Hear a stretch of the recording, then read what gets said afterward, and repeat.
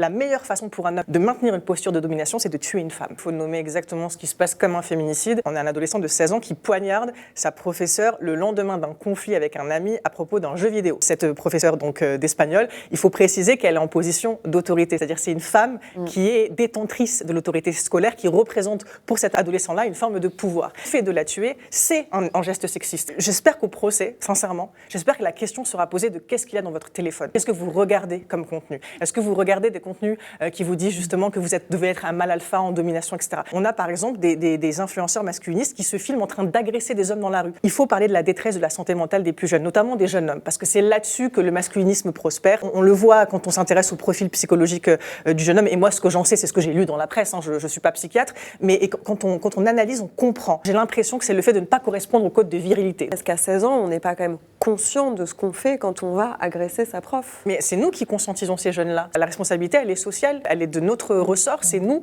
qui faisons en sorte que le patriarcat s'insère dans la vie depuis le plus jeune âge, que la domination, c'est notre rapport de fonctionnement aux autres. Si on s'intéresse sociologiquement à ce que fait la prison, la récidive, etc., on comprend que la répression, ça n'enlève absolument pas les comportements violents.